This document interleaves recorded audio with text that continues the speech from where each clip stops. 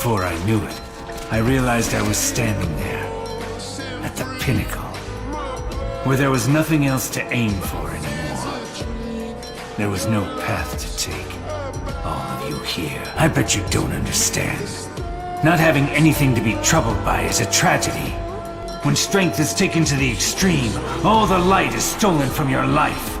Wealth, fame, status. Having this much physical power, you can obtain all of that and more. I bet none of you understand it. Since I'm so goddamn strong, nothing can cause me trouble.